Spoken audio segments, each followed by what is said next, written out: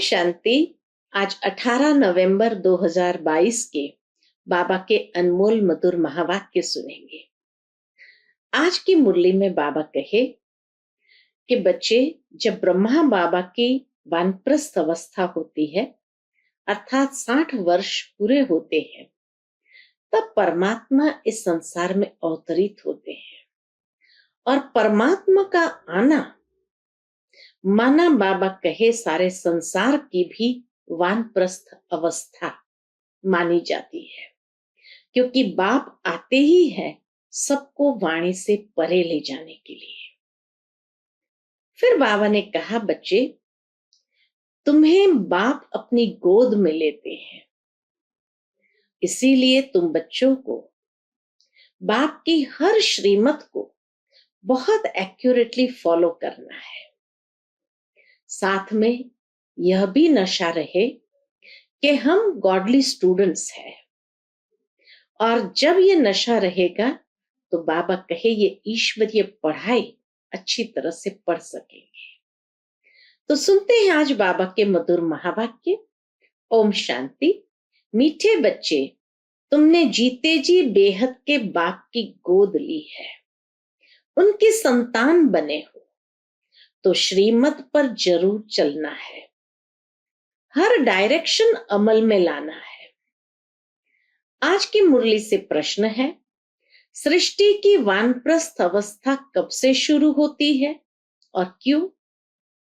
उत्तर, जब शिव बाबा इस ब्रह्मा तन में प्रवेश करते हैं तब से सारी सृष्टि की वानप्रस्थ अवस्था शुरू होती है, क्योंकि बाप सबको वापस ले जाने के लिए आए हैं।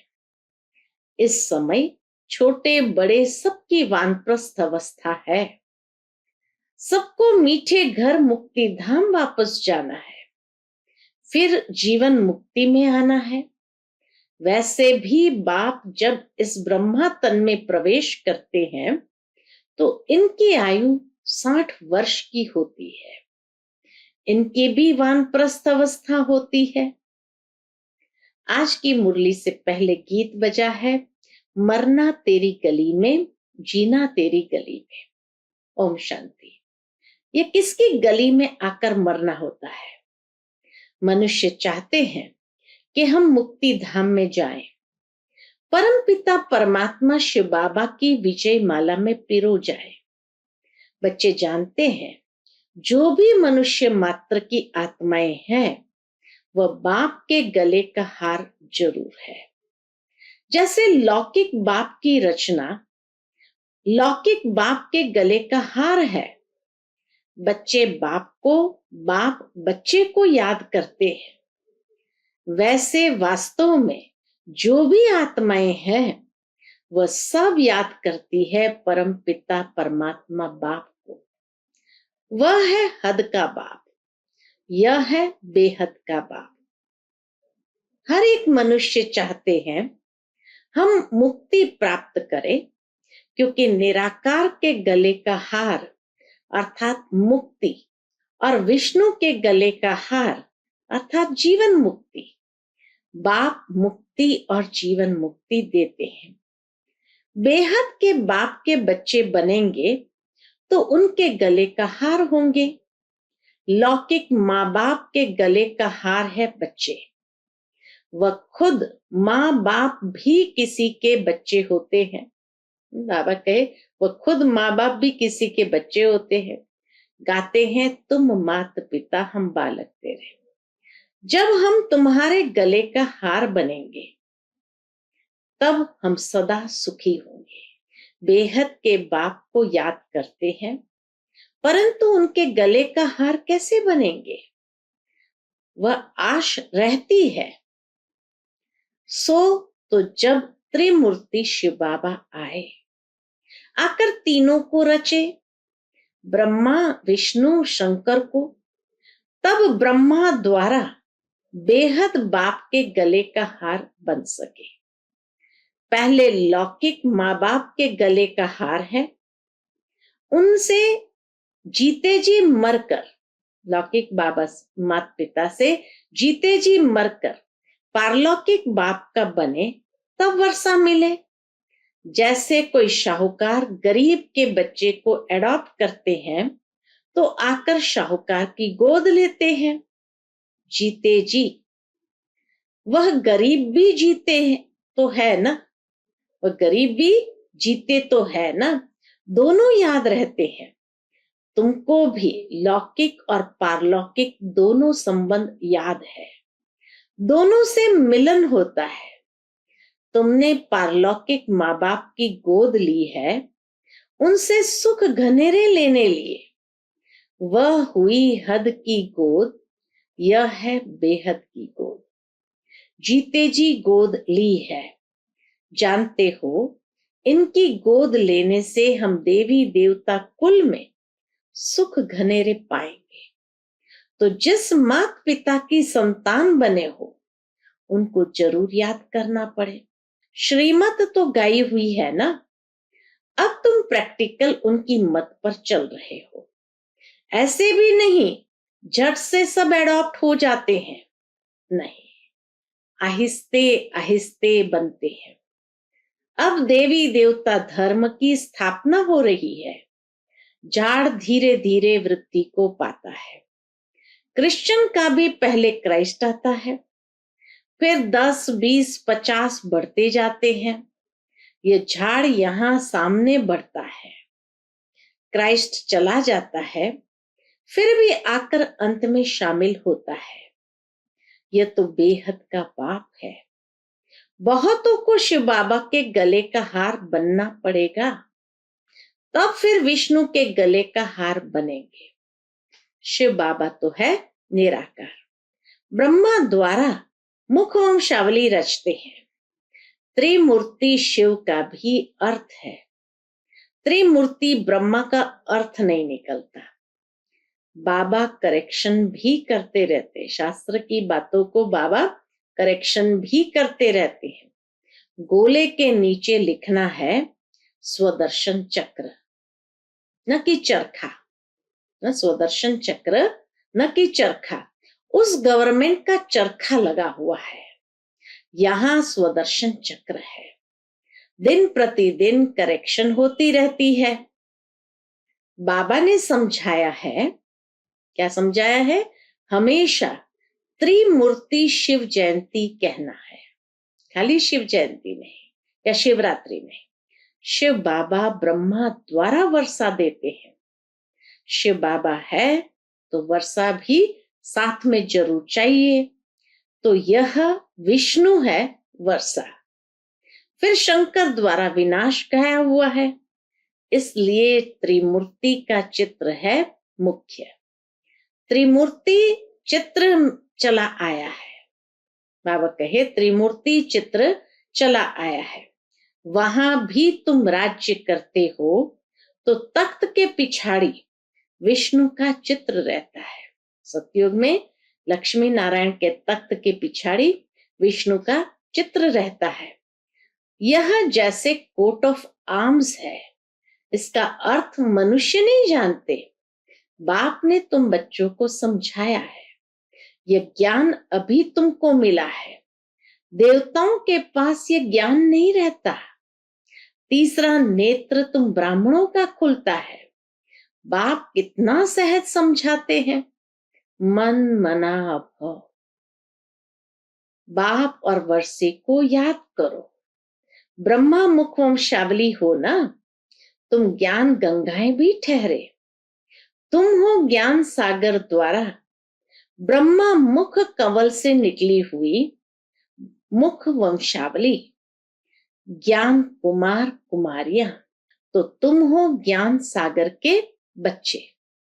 बाबा कहे ये स्पष्ट होना चाहिए कि तुम हो उस ज्ञान सागर के बच्चे। वास्तव में सच्चा सच्चा तीर्थ तो यह है, आत्मा और परमात्मा का यह है सच्चा संगम। ज्ञान सागर और ज्ञान गंगाएं, यह बड़ी गुप्त समझने की बातें हैं। मोटी बुद्धि वाले ये नहीं समझ सकेंगे। उन्हों के लिए फिर सहज युक्ति है, शिव बाबा और वर्षे को याद करो। इन द्वारा यह बुद्धि में होने से खुशी का पारा चढ़ेगा। गॉडली स्टूडेंट लाइफ है ना, बेहद का बाप हमको पढ़ा रहे हैं। अभी तुम्हारी बुद्धि में राजयोग का ज्ञान है जिससे तुम प्रारब्ध पाते हो। वहां इस नॉलेज की दरकार नहीं, दरकार यहाँ है। इस नॉलेज की दरकार बाबा कहे यहाँ है।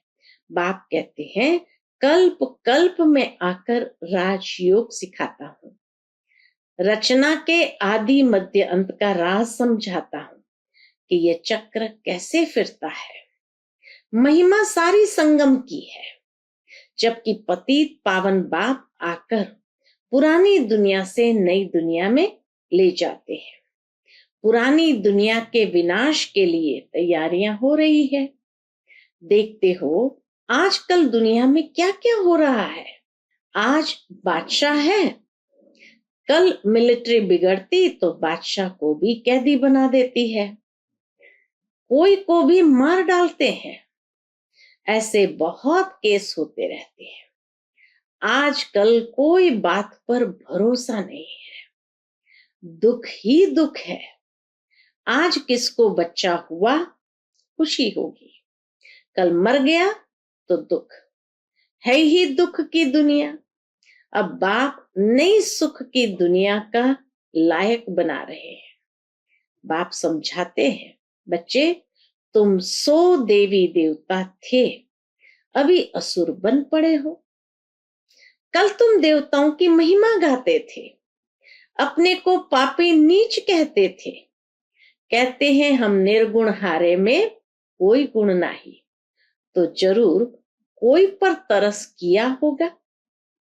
इन देवताओं को किसने गुणवान बनाया, यह अभी तुम जानते हो। परम पिता परमात्मा बिगर कोई देवता बना न सके। मनुष्य बिल्कुल विकारी पतित बन पड़े हैं, बूढ़े हो जाते हैं तो भी विकार नहीं छोड़ते हैं। नहीं तो कायदा है 60 वर्ष के बाद वानप्रस्थ लेना चाहिए। पहले ऐसे करते थे, 60 वर्ष के अंदर अपना बोझ उतार कर बच्चों को दे देते थे। अब 60 वर्ष की आयु में भी बच्चे पैदा करते रहते हैं। बाप कहते हैं इनकी 60 वर्ष की आयु में बहुत जन्म के अंत के भी अंत में जब इनकी वानप्रस्थ अवस्था हुई तब मैंने प्रवेश किया, तब इसने भी सब कुछ छोड़ा। बाप के आने से सारी दुनिया के लिए, बाबा के आने से सारी दुनिया के लिए वानप्रस्थ अवस्था हो जाती है, क्योंकि सबको जाना है वापस। इसलिए बाप कहते हैं माम एकम याद करो। छोटा व बड़ा कोई भी रहेगा नहीं, बाप आकर सबको मीठा बनाते हैं। बाबा आकर हमको कितना मीठा बनाते हैं। मुक्ति जीवन मुक्ति दोनों मीठे धाम है। विनाश सबका होना है, हिसाब किताब चुकतो भी सबका होता है। सजा खाने में देरी नहीं लगती। जैसे काशी कलवट खाते हैं तो पापों से मुक्त हो जाते हैं, फिर नए सिर हिसाब शुरू हो जाता है। बाकी मुक्ति में एक भी नहीं जाते। वह समझते हैं शिव पर कुर्बान हो निर्वाण धाम चले जाएंगे। बाप कहते वापस कोई जा नहीं सकते, पुनर्जन्म तो सबको लेना है। ये पहला नंबर ही पूरे पुनर्जन्म लेते हैं। ये पहला नंबर यानी ब्रह्मा बाबा भी पूरे पुनर्जन्म लेते हैं, तो जरूर पीछे वाले भी लेंगे। तुमने 84 जन्म लिए हैं, शुरू से ही तुम्हारा पाठ चलता है। तुम्हारा यह है कल्याणकारी लीप जन्म। इस जन्म में अथवा इस धर्माओ युग में तुम धर्मात्मा बनते हो। वह सब है हद की बातें। यह है धर्माओ मास, धर्माओ वर्ष, यह है धर्माओ युग। यह लीप जन्म ब्राह्मणों का एक ही है। ब्राह्मण है चोटी, फिर तुम देवता बनेंगे। लीप जन्म माना द्विज, ब्राह्मणों को कहा जाता है ना द्विज। एक ही जन्म में दूसरा जन्म हुआ, मरना तेरी गली में जीना तेरे, तो उस गली से मर गए और दूसरा जन्म हुआ। तो बाबा कहे ये लीप जन्म ब्राह्मणों का एक ही है। ब्राह्मण है चोटी, फिर तुम देवता बनेंगे। अब तुम जानते हो बाबा हमको गले का हार बनाते हैं। हम आत्माएं निराकारी दुनिया में रहती है। बाप खुद कहते हैं तुम जब अशरीरी थे तो मेरे पास रहते थे। अभी तुम समझ गए हो हम पहले पहले सतयुग में आएंगे। वहां है देवी देवता धर्म, वहां पुरुषार्थ करने की जरूरत नहीं। पुरुषार्थ संगम पर ही किया जाता है। सतयुग में पुरुषार्थ की बात ही नहीं। संगम युग यह है, और जो संगम होते हैं उनकी आयु नहीं गिनी जाती। इस संगम की आयु है, बहुत छोटा सा युग है। इस संगम युग में ही बाप आकर इनको बदली करते हैं। बाकी उन युगों का कुछ नहीं है। दो कला कम होने से राज्य बदली होता है। यह तुमको साक्षात्कार होता है कैसे राज्य देते हैं। संगम युग में बाप आकर पतितों को पावन बनाते हैं। इसलिए इस युग की आयु जब से बाप आया है तब से गिनेंगे। यानी ब्रह्मा के साकार जन्म यानी दादा लेखराज की आयु नहीं गिनी जाती है। बाबा कहे पतितों को पावन बनाने बाप आता है। इसलिए इस युग की आयु जब से बाप आया है तब से गिनेंगे। तो जरूर वह आया हुआ है, वही ज्ञान का सागर है। उनकी मुख वंशावली ज्ञान नदियां, ये ब्रह्मा कुमार कुमारियां हैं। इनसे ही ज्ञान पाना है। बाबा ने कहा है कोई ऐसी नई चीज बनाओ जो समझाना सहज हो। उसमें त्रिमूर्ति शिव जयंती लिखो। बाबा डायरेक्शन देते हैं, परंतु बनाने वाला होशियार चाहिए। इस ज्ञान यज्ञ में विघ्न भी किस्म किस्म के पड़ते हैं, फिर सर्विस ढीली हो जाती है। शिव जयंती आई की आई, बड़े धूमधाम से मनानी है। बाबा कहे इस बार की शिव जयंती बड़े धूमधाम से मनानी है। दिल्ली में तो बहुत धूमधाम हो सकती है। दोनों के कोट ऑफ आर्म्स दिखाएंगे। हम अपनी ईश्वरीय बात करते हैं। बाप है ही कल्याणकारी। बच्चे भी औरों का कल्याण करते रहते हैं, तो बाप देखकर खुश होता है। कहा जाता है चैरिटी बिगिंस एट होम। मित्र संबंधियों को भी समझाना है, नहीं तो उल्हना देंगे। वही आत्माएं अंत में उल्हना देंगे। पॉइंट्स बहुत अच्छी मिलती है, चित्र भी अच्छे हैं, माला भी कितनी अच्छी है। रुद्र माला बन फिर विष्णु की माला बनती है। तुम ब्राह्मण हो, सच्ची सच्ची गीता सुनाने वाले। सच्ची सच्ची यात्रा का राज तुम समझाते हो। यहां बैठे तुम याद की यात्रा में रहो तो पाप भस्म हो जाएंगे। तमो प्रधान से सतो प्रधान बनने का और कोई उपाय नहीं है। योग की बहुत महिमा है, मेहनत भी इसी में है। बहुत तूफान आते हैं, सहज भी है तो मुश्किल भी है। तुम्हारी योग तपस्या के भी चित्र है, राजाई का भी चित्र है। राजयोग से तुम देवता बनते हो। तुम राज ऋषि हो, वह हठ योग ऋषि है। तुमको नेचुरल जटाएं हैं। अभी हम सब बाबा के गले का हार है, सब भाई भाई है। तो आपसे वर्षा भी मिलता होगा, प्रजापिता ब्रह्मा भी गाया हुआ है। वह निराकार पिता, ये साकार पिता शंकर के लिए दिखाते हैं। आंख खुली और विनाश हुआ। शंकर को पार्वती, गणेश आदि दिखलाकर गृहस्थी बना दिया है। अंधश्रद्धा बहुत है। बाप कहते हैं, मैंने तुमको शाहूकार बनाया था। तुमने मंदिर बनाकर, शास्त्र बनाकर, दान कर, फालतू खर्चा करते करते क्या हो गया? दुर्गति को पा लिया। यह भी ड्रामा में नूंद थी। तब तो बाप बैठ समझाते हैं।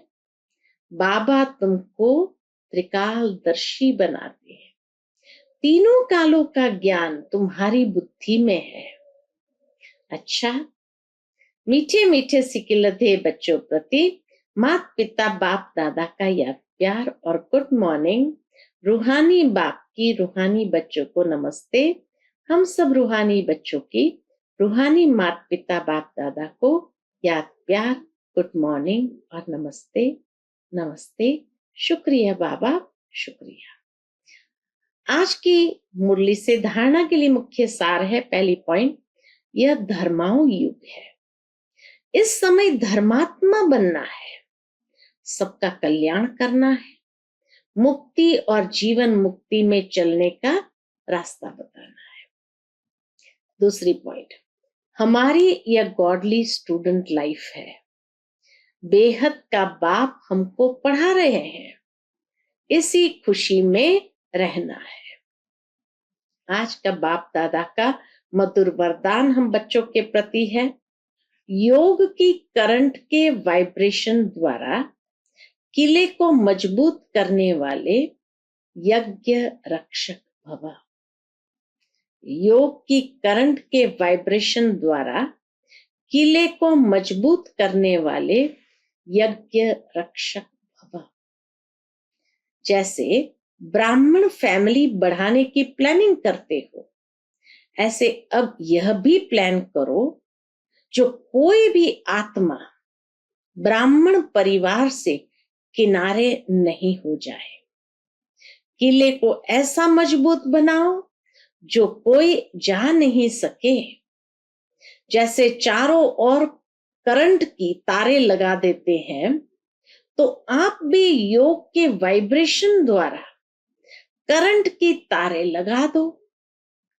जब इस यज्ञ के किले को अपने योग के पावरफुल वाइब्रेशन द्वारा मजबूत बनाने का संकल्प इमर्ज हो, तब कहेंगे यज्ञ रक्षक, तब तक नहीं कह सकते।